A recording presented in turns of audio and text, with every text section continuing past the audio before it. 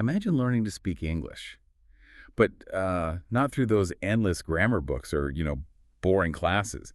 Instead, think about simple daily things you can do that actually feel natural, maybe even fun.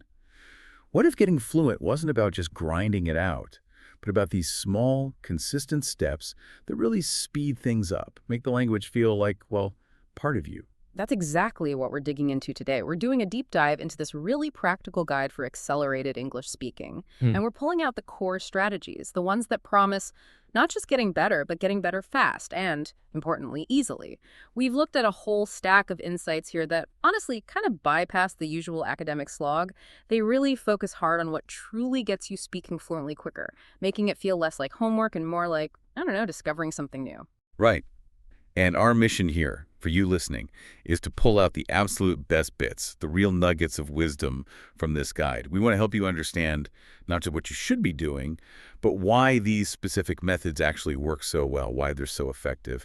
So get ready for maybe a few aha moments, things that come straight from the stuff you've brought in, moments that could genuinely shift how you think about learning English. Let's really unpack this, yeah. Absolutely. So the guide kicks things off with what it calls the absolute foundational skill. And it's something a lot of learners in their rush to start talking kind of skip over Yeah. listening.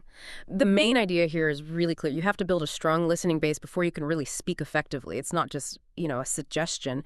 It's framed almost like a prerequisite. You need this first. That makes so much sense, doesn't it? Just intuitively. When you think about how we learned our first language, babies spend months, maybe a year or even more, just soaking up sounds, patterns, the melody of speech before they even start stringing words together properly. And the guide really hammers this home. Speaking isn't just about making sounds. It grows directly out of that deep internalized listening. It's not just, oh, I heard that word or I know what it means. It's about absorbing the whole soundscape of the language. Yeah, and what's really interesting is why listening is so fundamental. It goes way beyond just, basic understanding. The guide talks about it like training your brain. You're basically creating the subconscious map for the language. Your brain starts picking up the rhythm, the intonation, that rise and fall in pitch, the natural sentence flow. And crucially, how words kind of blend together in real speech, how want to becomes wanna, stuff like that.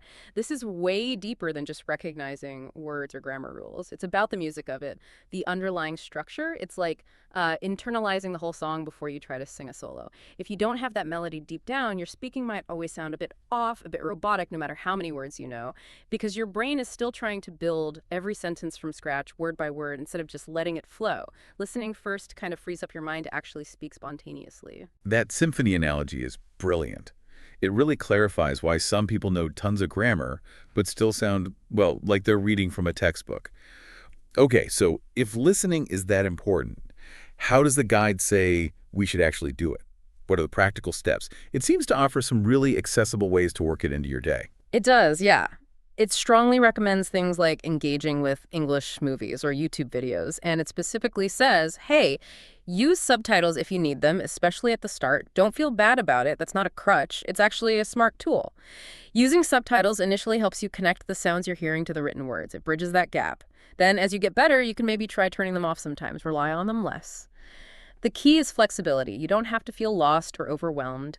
Use what helps you understand and stay plugged in. I can imagine people listening and thinking, okay, movies, YouTube, but where do I even begin? There's so much out there. The guide seems ready for that question, right? It's not saying jump into complex philosophical debates or Shakespeare on day one. It clearly suggests starting with easy English content. Exactly. And that choice of easier stuff is really important for that brain training we talked about.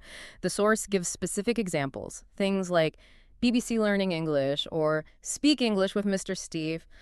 These are resources made for learners. Often the speech is a bit slower, clearer, the vocabulary is simpler. Sometimes there are even visuals to help. This means your brain isn't trying to juggle too many new things at once. Instead, it can actually focus on absorbing those core rhythms and patterns without getting stuck on difficult words or really abstract ideas. It's about building that solid foundation, piece by piece, letting those pathways in your brain get used to how English sounds. Think of it like doing a few easy laps in the shallow end before you try diving into the deep water. Okay, but here's something that really jumped out at me, and I think it might surprise a lot of listeners. The guide suggests that even just 15 minutes a day of this focused listening is enough to make real progress. That kind of flies in the face of the common idea that you need hours and hours of immersion every day, doesn't it? What's the thinking behind that? Why are these short, consistent bursts maybe better than, say, trying to cram in a 3-hour session once a week? That's a really key point, and it comes down to consistency and forming good habits. Those long, infrequent sessions, they might feel productive, but you often hit diminishing returns pretty quickly. Your brain gets tired, your attention wanders, you don't remember as much, the quality of your listening just drops off a cliff. It's like trying to sprint a marathon, like you said earlier, you'll just burn out. But 15 minutes, that feels doable. It's almost like a psychological trick on yourself. Your brain sees it as a short, easy task, so it's more likely to fully engage without that feeling of dread, like, oh no, I have to study for hours. These regular short bursts provide repeated, high-quality exposure. It's like carving a path in your brain for English. The more consistently you walk that path, even for short bits, the clearer and easier it gets. This daily input adds up much more effectively than those big, exhausting, infrequent sessions. It builds a habit your brain actually looks forward to, or at least doesn't resist. That's a really powerful way to think about it, training the brain through consistency. It makes so much sense. So, okay, let's say you've done this. Your brain is primed. You've internalized some of that English melody through listening. The guide then says, right, now it's time to actually activate that knowledge. And it makes this bold statement, which I find kind of liberating. Speaking is a skill, not just knowledge. This is where it gets really hands-on and, I think, quite exciting. The secret, the guide says, is to treat learning to speak English like you'd treat learning a sport, not like studying a history book. It insists that speaking needs active, physical practice, just like an athlete trains their muscles. This completely shifts the perspective, doesn't it? From something purely academic, memorizing rules, vocabulary list, to a performance skill. Think about it. You could read every book about swimming, understand fluid dynamics perfectly, but you won't actually be able to swim until you get in the water and physically practice moving your arms and legs, breathing, building that muscle memory. Same thing with speaking. It's a physical act. I really like that sports analogy. It instantly shows why maybe some traditional ways of teaching fall short. Too much focus on the theory, the rules of the game, and not enough on actually playing it. So what does practice like a sport actually mean for speaking English? Does it mean drills, repetition, getting your mouth muscles used to making the sounds? Exactly that. It's about consciously using your articulators, that's your tongue, lips, jaw, even your breath control. Using them to make the sounds, the intonation patterns, the sequences of sounds smoothly and automatically. It's like a workout for your mouth. When you practice, say, the sound or telling the difference between ship and sheep or linking words smoothly, you are literally training those specific muscles. The guide stresses it's not enough just to know the words in your head. You need to train your mouth and vocal cords to produce them quickly and naturally. Like a musician practicing scales to get their fingers moving right. And the guide gives some really practical, maybe even slightly weird-sounding ways to do this. They do. And one of the most interesting and maybe easiest to start with is just talking to yourself, in the mirror or while you're doing chores, just describing what you see around you in English. It sounds so simple, maybe even a bit silly at first, but it cleverly takes away all the pressure of having an audience. Allows you to just practice without worrying about mistakes or judgment. It's like a safe sandbox for speaking. That's the real beauty of self-talk, isn't it? Removing that external pressure, it becomes your own private language lab. You can try out sounds, phrases, different ways of saying things without that fear of looking foolish in front of someone else. And the guide gives those great concrete examples, too, for narrating your day. Simple things like, I am making tea, or I need to go outside now.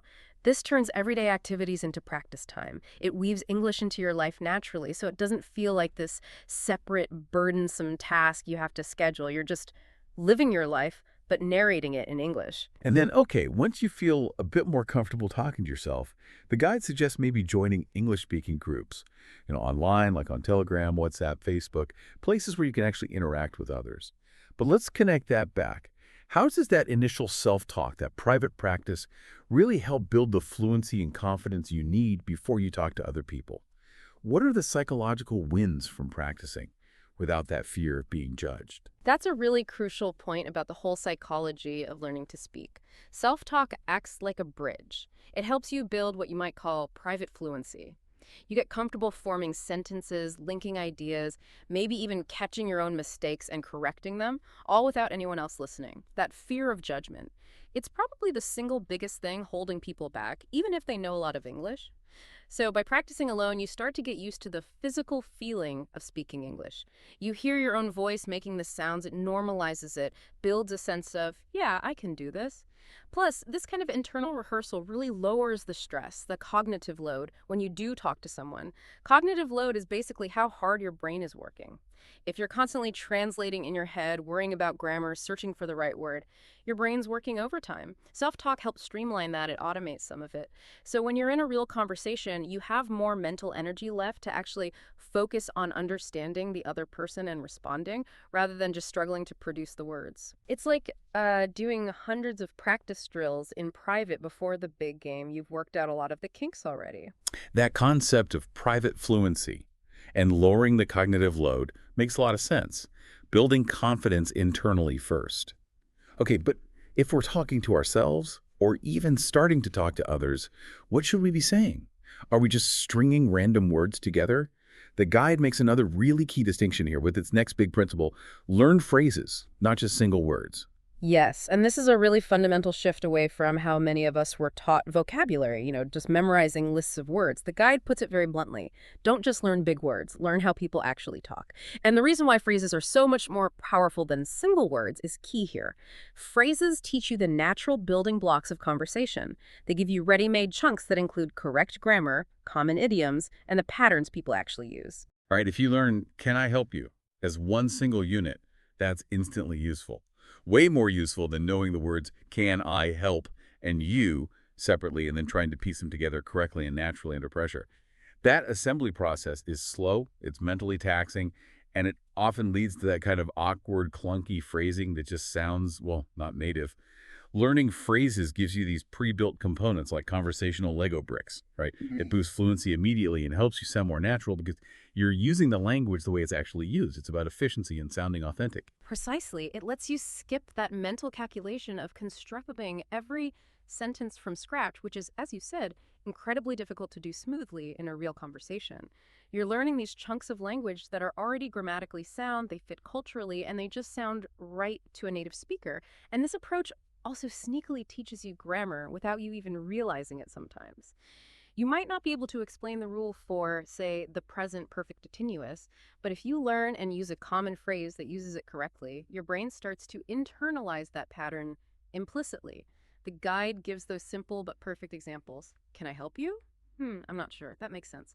These aren't just vocabulary. They're complete conversational moves you can deploy instantly. And it points to some great tools for this too, using tech to help out. Things like Hello Talk, where you can presumably chat with native speakers and try out these phrases. And Elsa Speak, which sounds great for getting feedback on your pronunciation, really honing those sounds. But the one that really jumped out at me and feels like a potential game changer is Youglish. It lets you hear how real people use specific phrases in actual YouTube videos. You get to hear the real pronunciation in loads of different contexts. That seems crucial for understanding not just the words, but the intonation, the stress, how they fit naturally into a sentence.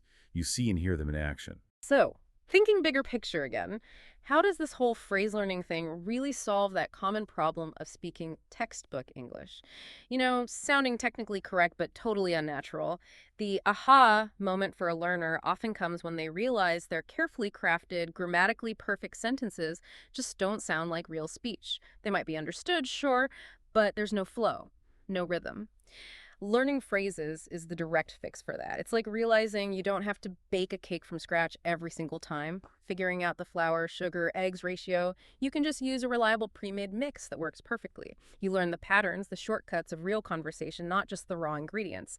And that freedom from constant worrying about grammar rules lets you be more spontaneous, speak faster, and sound much more natural, which is ultimately what everyone wants, isn't it? To sound like a real person communicating, not like a walking dictionary. Absolutely. Sound like a person, not an algorithm. Okay, so you've got these phrases, you're practicing talking, maybe even using Youglish to hear how they really sound. How do you then get your own speech to have that right rhythm, that speed, maybe even improve your accent? The guide introduces another really cool technique for this: shadowing. The idea is super direct. Listen and speak at the same time. Yeah, shadowing is presented as this very direct, almost physical way to train your pronunciation and speed together. Yeah. And it's incredibly effective. When you look into why it works, it's because it directly connects hearing the language with producing it at, like, in the same instant. Yep. By trying to copy a native speaker almost simultaneously, like your voice is their shadow, you start to internalize not just sounds, but the whole package. The intonation curves, where the stress falls in a sentence, the linking between words, the overall flow. It's like active mimicry, giving you immediate feedback through your own ears and mouth. It forces your speech organs to try and move in the same way the speakers do. Okay, so how do you actually do shadowing? What's the method? The source lays out a really clear, simple process, doesn't it? Play a bit of audio or video, pause after each sentence or short phrase, and then immediately repeat it, trying your best to copy the speaker's style, their rhythm, their melody. Simple, but sounds like it requires real focus. It does take focus, but it pays off. Which leads to the next question. How does this actually speed up getting a more natural accent, or at least make you easier to understand? And also, could it help you remember phrases and vocabulary better because you're using more senses and your motor skills? The answer seems to be a definite yes on both counts. Shadowing directly trains your mouth muscles to make sounds more like a native speaker, including those tricky little things like dropped sounds or words linking together smoothly, which are hallmarks of fluent speech. You're not just listening, you're doing. You're physically producing the sounds, which builds muscle memory for speech. This kind of intense, real-time imitation helps fix pronunciation way faster than just listening passively or repeating words in isolation, because you're practicing the whole tune, not just individual notes. And because it involves listening, speaking, and that rapid mental processing to mimic, it creates a much richer memory trace for those language chunks. You're hearing it, saying it, feeling it in your mouth. It engages more of your brain, embedding the language deeper than just reading or memorizing. It's a whole body learning experience almost. Wow, yeah, that sounds like it could be a real breakthrough for anyone feeling stuck with their pronunciation or speaking speed. Okay, so these techniques, the deep listening, the self-talk, learning phrases, the shadowing, they all sound incredibly powerful. But like any skill, they only work if you actually do them consistently, right? So the guide then moves into, okay, how do you realistically fit this into your life? How do you build a routine? And this is where the guide is really encouraging, I think, especially for people with busy lives. The main message here is crystal clear. Consistency beats duration. Every time. It doesn't demand hours you don't have. Instead, it lays out the specific, super simple 15-minute daily plan, and it explicitly says you don't need 3 hours, which is just a huge relief for anyone feeling overwhelmed by the thought of adding language learning to their packed schedule. It's about quality over sheer quantity. That 15-minute number really resonates. It feels universally doable, doesn't it? Even on the craziest days. It just removes that excuse of, I don't have time. And the breakdown is so clear. 5 minutes listening to some English audio or video, then 5 minutes actively speaking out loud, maybe repeating what you heard, maybe practicing phrases, and then, this seems key, the final 5 minutes recording yourself and listening back. Checking your own pronunciation, your flow. That's it. And it offers this promise.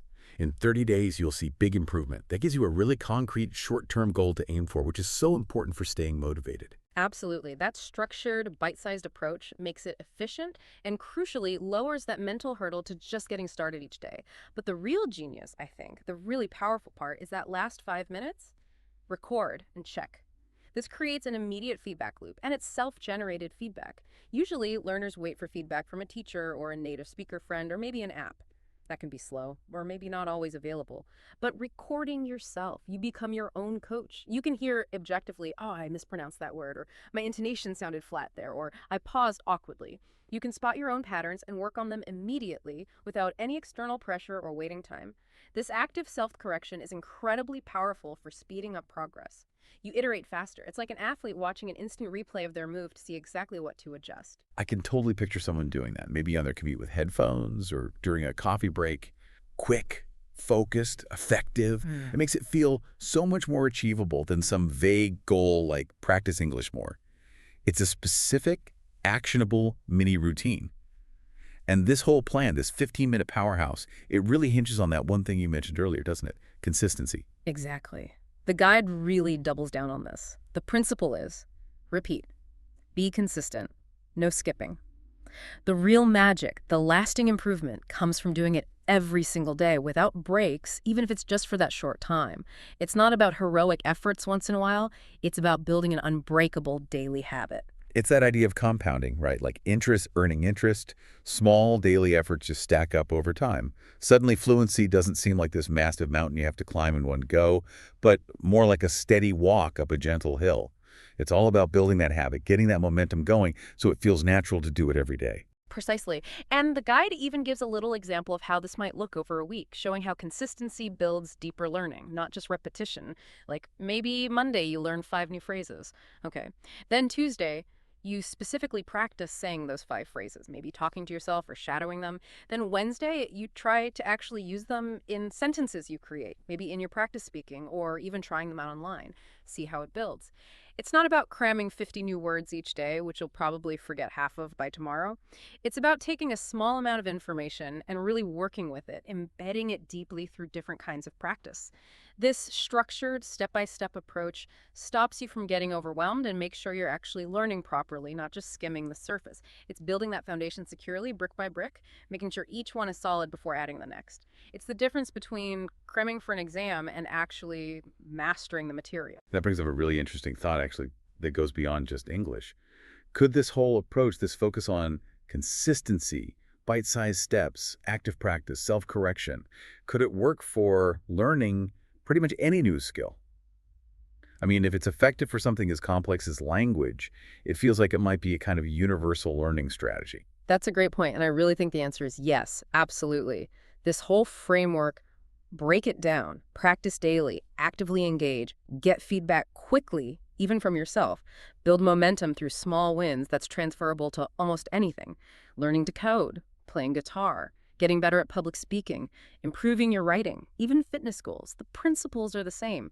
Break the big, scary goal into small daily actions. Practice deliberately. Find ways to see how you're doing and adjust. Keep showing up. It makes the whole process less daunting, more effective, and helps you avoid burnout. It's just a smarter way to achieve sustainable growth in any area. That's a really valuable insight, actually. Applicable way beyond just language. But okay, let's bring it back to English. What if, even with all these great techniques in this manageable plan, what if that fear of messing up, of making mistakes, is still the big thing holding you back? That fear that stops you from being consistent, or even from opening your mouth in the first place?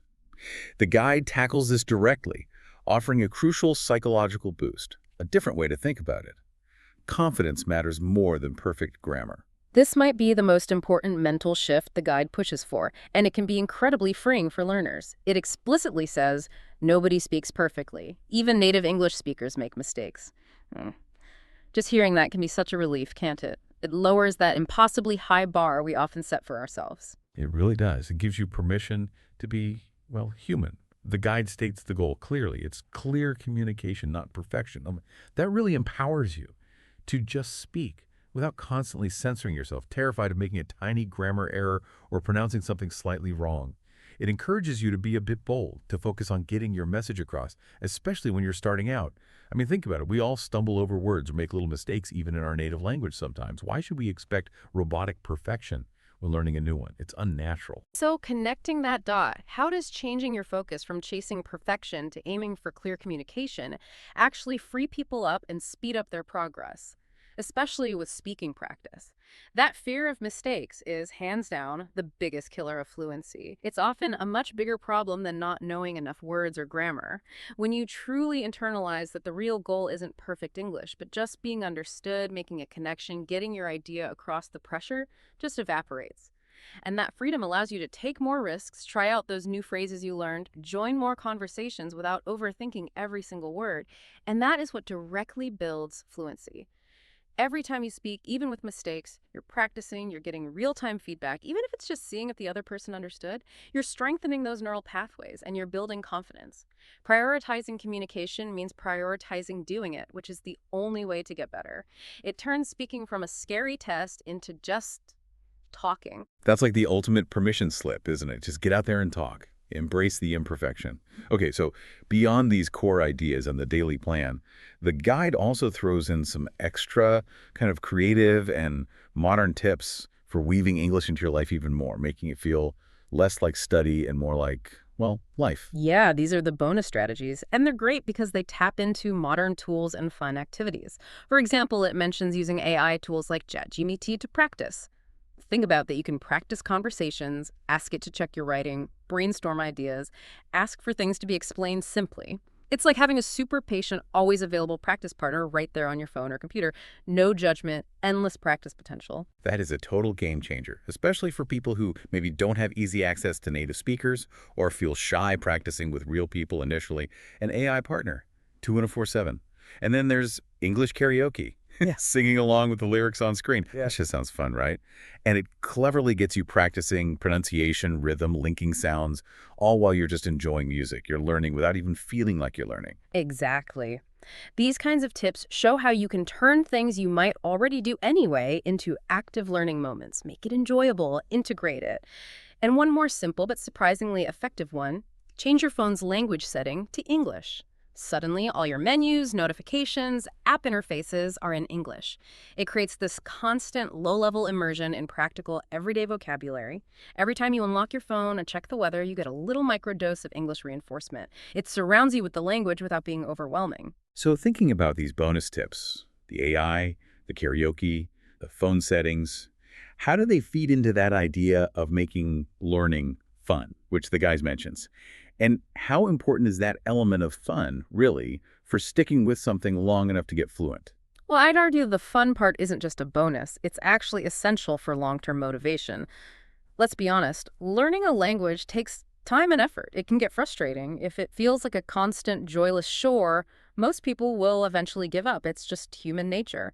By weaving in activities like karaoke or even just playing around with an AI chatbot, the guide makes learning feel less like work and more like play, or at least like an interesting activity. And when you enjoy something, you're far more likely to do it consistently. And consistency, as we've seen throughout this whole discussion, is the absolute key.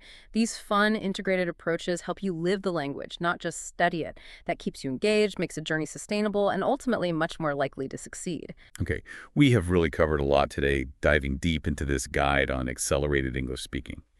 It seems so clear now how getting fluent faster really is possible. It comes down to being consistent, that daily practice, building confidence by focusing on communication, not perfection, and letting go of that fear, and actually having some fun with it, making it enjoyable. It really boils down to practice every day, listen way more to soak it in, and then just speak more, even if you start by just talking to yourself. Yeah, and the guide leaves you with that encouraging thought. Soon, English will feel natural to you. Our conversation today has definitely highlighted a path that seems practical, effective, and importantly, achievable. So as you're thinking about all these strategies, the deep listening, the active practice, ditching perfectionism, the power of small daily steps, maybe take a moment to reflect.